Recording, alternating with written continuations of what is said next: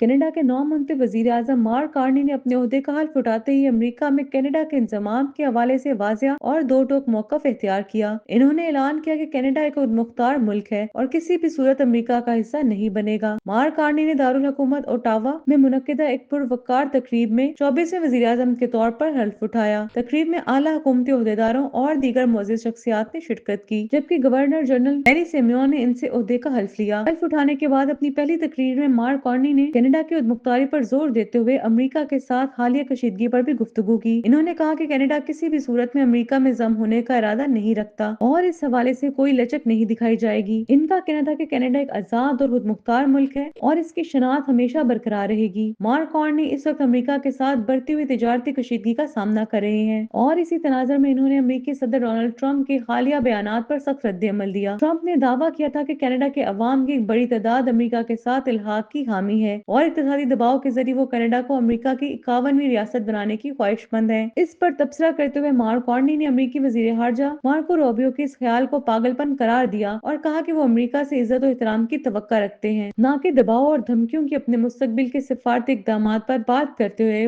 वजीर आजम कार्नी ने ऐलान किया कि बतौर वजीर आजम इनका पहला गैर मुल्की दौरा फ्रांस और बरतानिया होगा, जहाँ वो दो तरफा ताल्लुकात को मजीद मुस्तहकम करने पर बातचीत करेंगे। इन्होंने ये भी वाज़ेह किया कि इनका फिलहाल अमेरिकी सदर डोनाल्ड ट्रंप से मुलाकात का कोई इरादा नहीं है, तहम वो किसी मुनासिब वक्त पर इनसे गुफ्तगू जरूर करेंगे। कनाडा में मुतवक्का आम इंतखाबात के बारे में सवाल किया गया तो इन्होंने कोई हतमी तारीख देने से गुरेज किया। अलबत्ता मजाकन कहा कि कैनेडियन अवाम को नवंबर से पहले वोट डालने का मौका जरूर मिलेगा। ये तनाज़ा इस वक्त शिद्दत इख्तियार कर गया जब अमेरिका ने कनाडा और मेक्सिको से दरामद की जाने वाली अशिया पर 25% टैरिफ आयद कर दिया था। इसके जवाब में साबिक कैनेडियन वजीर आजम जस्टिन ट्रूडो ने भी अमेरिकी मसनूआत पर 25% जवाबी टैरिफ नाफिज करने का ऐलान किया था। ट्रूडो पहले ही वाज़ेह कर चुके थे कि कनाडा किसी भी सूरत अमेरिका में जम नहीं होगा और इसकी खुदमुख्तारी हर कीमत बरकरार रखी जाएगी।